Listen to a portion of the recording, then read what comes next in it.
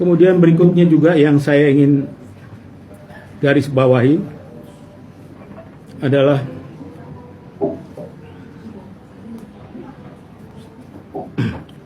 adanya kekuatan-kekuatan terselubung di dalam Polri sendiri. Kekuatan-kekuatan ini bisa timbul karena apa? Karena mereka bisa cari uang sendiri-sendiri. Siapa yang kuat mencari uang, dia yang akan punya pengaruh besar di Polri. Jadi kalau Pak Mahfud katakan di Polri itu ada Mabes Polri di dalam Mabes Polri, saya merasakan itu betul. Dan ini tugas, dan tidak mungkin rampung tugas ini dilakukan oleh Pak Listio Sigit sendirian, tidak mungkin. Sekarang coba pangkat dinaikkan seenaknya, Brimob dipersenjatai seenaknya. Semua senjata yang dipegang kemarin itu semua adalah senjata tempur, bukan senjata Polri.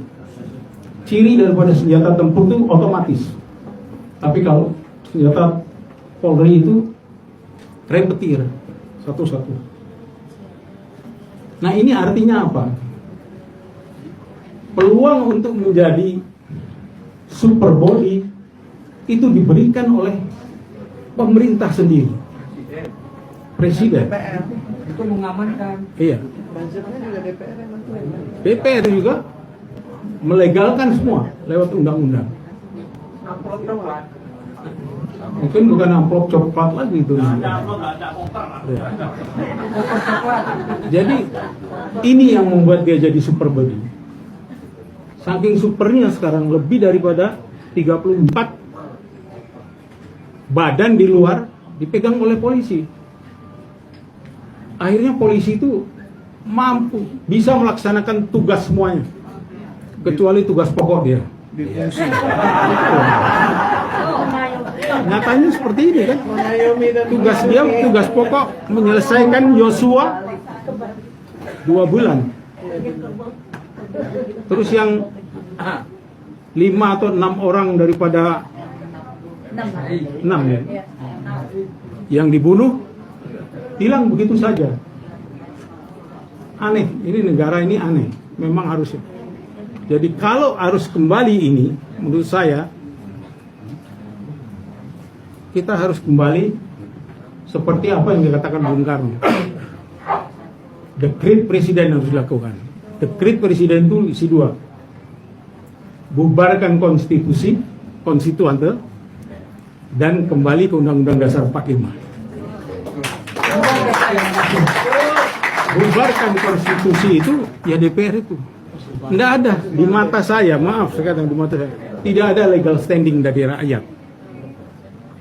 Sehingga apa? Demokrasi yang terbangun ini adalah demokrasi oligarki. Tapi kalau sesuai dengan Undang-Undang Dasar 45, demokrasi itu berangkat dari bawah, from the bottom, dari desa. Di desa itu ada PPDI, ada abdesi. Di situ nanti dia bisa menunjuk perwakilannya di kecamatan, menunjuk perwakilan di kabupaten. Ini nanti duduk ke atas, ya, duduk ke atas. Nah, kemudian harus ada perwakilan daerah. Perwakilan daerah itu yang namanya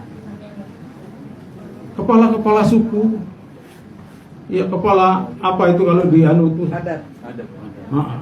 burung, terus mantan yang punya kerajaan 238 kerajaan yang menyerahkan kepada republik, itu jadi perwakilan daerah. Perwakilan untuk golongan harus ada. Buruh di situ harus ada duduk.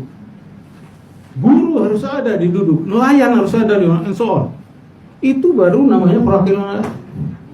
Tapi kenapa ini dibunuh? Karena para pemimpin memang takut dengan ini. Takut. Jadi seperti misalnya kemarin pada waktu dilantik Jokowi, saya pindahkan ibu kota ke Kalimantan. Nggak bisa.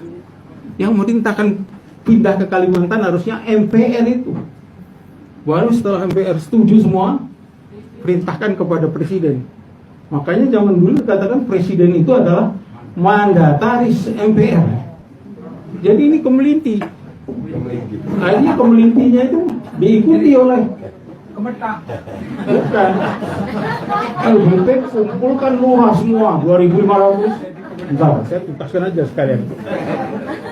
Terus Ganjar menuntaskan, kumpulkan lagi semua. Dana dari mana itu? Kalau tidak dana dari oligarki. Kemudian kedua, kenapa kita harus kembalikan juga undang-undang dasar itu? Undang-undang dasar itu mau mulai dibelokkan. Contohnya, pasal 6. Presiden harus dari warga negara Indonesia asli. Sekarang tidak. Boleh warga negara siapa saja. Nanti kalau Cina jadi presiden, padahal di Cina sendiri presiden ya orang Cina, nggak mungkin orang Batak. Di Jepang juga perdana menterinya bukan orang Jawa. Ini adalah kedaulatan, jadi jangan dirubah. Seperti misalnya DPA itu Dewan Perwakilan Dalam Pertimbangan Agung. Itu bukan mandul, karena terus dirubah jadi One Team Press. Kalau One Team Press namanya Dewan Pertimbangan Presiden, under bawah Presiden. Didengar syukur, tidak didengar sudah. Itu BPK. Kalau memang bagus harus diadendum. BPK itu jadinya harusnya adalah Badan Pemeriksa, bukan kinerja pemerintah. Jadi dari situlah akan keluar yang namanya Badan Pemeriksa Kinerja, yudikatif, eksekutif dan lain. Jadi jangan dikeluarkan Badan Pemeriksa itu dari badan itu sendiri. Sama seperti tadi katanya Pak Abang. Itu yang namanya hasil pemeriksaan dibalikkan lagi pada polisi. Iya kan, Pak? Kan bisa berubah di dalam itu. Inilah anehnya Republik ini. Jadi kalau menurut saya itu harus. Dan saya melihat kenapa Komnas HAM itu tidak kuat, karena kita meniru dengan Barat. Kita ini negara Pancasila. Kenapa kita bikin Komnas Kemanusiaan yang adil dan beradab? Pembunuhan ini kan tidak adil dan tidak beradab. 5 apa kita juga tidak adil dan beradab. Harus berani kita rubah gitu. Terima kasih.